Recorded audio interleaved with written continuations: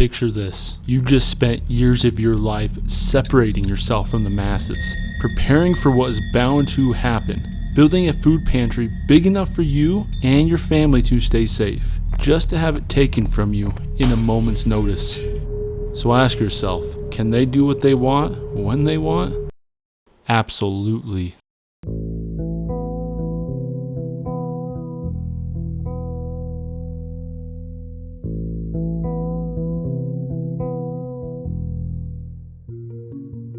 I'm a big advocate of the saying, no one is coming to save you, you need to save yourself. And that includes the government, the city, military, police, your neighbors, etc. You name it. Obviously take that with a grain of salt to some degree. I'm not a pessimist, if you will, just more leaning on the old saying of prepare for the worst and expecting the best, right?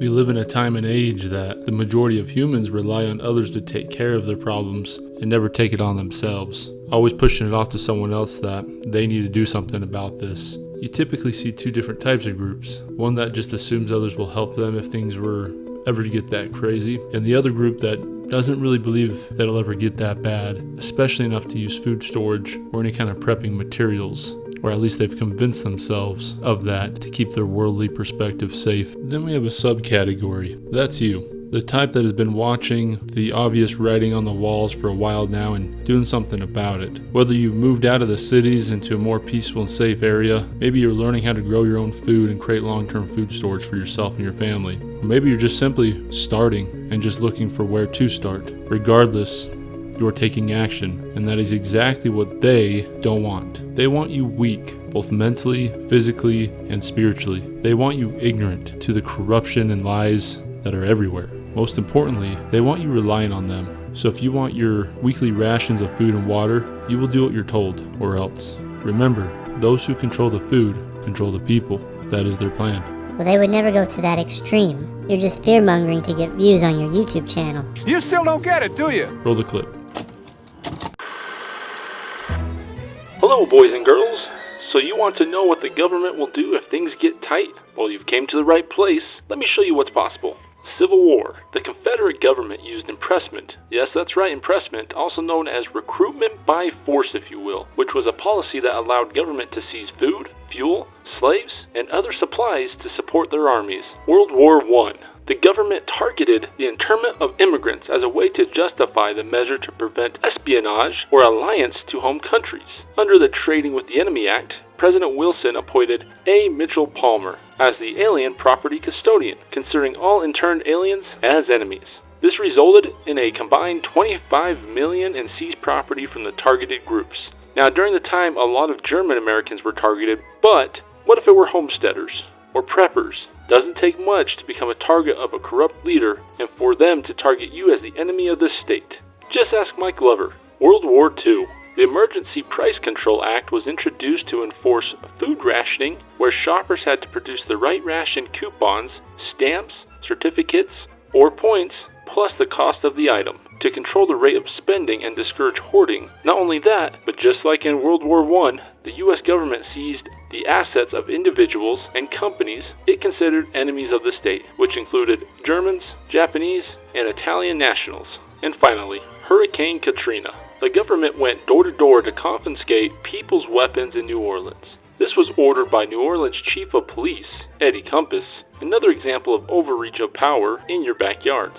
Again, what stops them from making you an enemy of the state for standing up against the corruption and wanting to keep your family safe and fed by prepping and learning skills to do so? Anyways, back to your regularly scheduled program.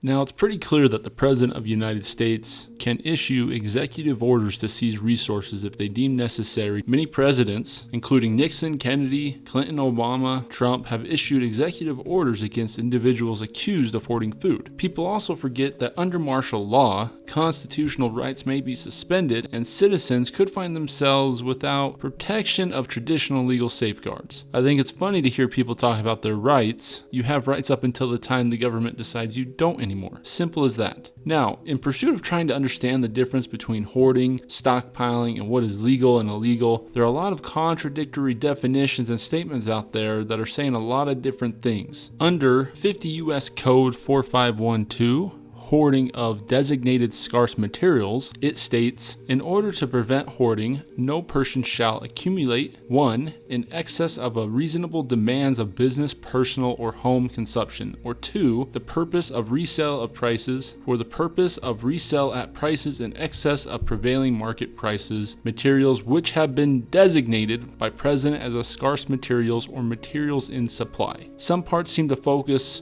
on both people buying an excess amount of items. That most of the things I have found seem to focus on both people buying an excess amount of an item and it going to waste, and also on the ability of people price gouging, essentially buying a huge amount of an item and skyrocketing the price during crisis. It does feel very broad and vague for what is considered an excess amount of personal or home consumption. This could easily be manipulated to less than you deem correct and flipped on you pretty easily, if I do say so myself. So it does feel like stockpiling food when there's no current or forecasted emergency and there are plenty of food to go around is considered not illegal. But during a time of crisis or scarcity, when food may be at a short supply, that is when hoarding or stockpiling seems to be frowned upon and even deemed illegal. So one could say that you're almost being penalized for those that are seeing the writings on the wall and preparing for it versus the massive majority of people who aren't and will need to be helped. Got it. It's confusing and honestly maybe vague for a reason. I don't know.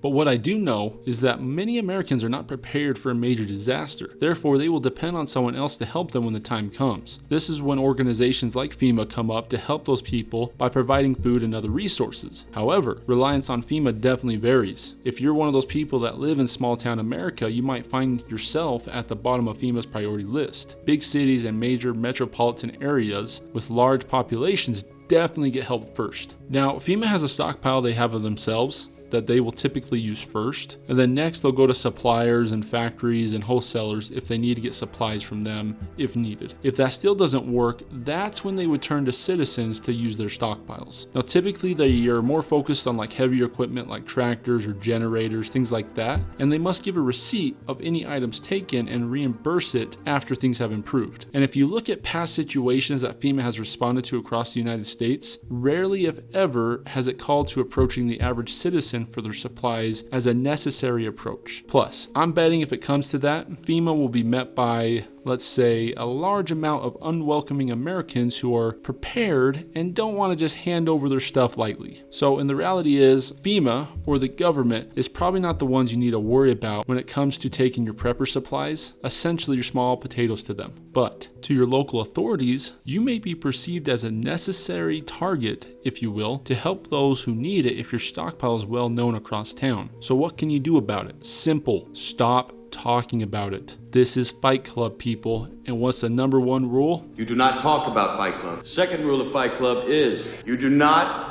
talk about Fight Club. I think it's great to encourage others to get supplies and be prepared. To some degree, I believe it's our duty to do so, but there are limits. Just keep it vague. Your Aunt Alina doesn't need to know the details. Your neighbor you talk to about politics doesn't need to know about it. Your bestie at work doesn't need to know about it. People you thought you could trust can often be the first ones to talk to others about what you've got, and it can be 100% from a place of innocence and good intentions, but we're talking about the livelihood of you and your family. Then that one person turns into two into three, etc. And next thing you know, you're the target when things go south. That might be a little dramatic, but you know how you avoid this altogether? Stop talking about it. They don't need to know. One of the ways to be a little more discreet is be smart on who you're buying supplies from and when and how they deliver it to your house. That's why doing smaller amounts over time is a lot easier to keep it on the low radar compared to if you decide to buy, let's say, 5 years worth of food in one day and it's delivered to your front porch. Now the delivery person knows about it, your neighbors are all seeing it, just not necessary. If possible, park in your garage before unloading supplies, or if you don't have a garage, wait until it's dark to move supplies in and out of your house to avoid unnecessary looky-loos. It's the simple things, but they go a long way. Again, I know this is dramatic. I'm more trying to make a point on while being tactical is so important and to remember that you're always being watched. Another thing to remember is when you have visitors over, to keep things out of sight in your home.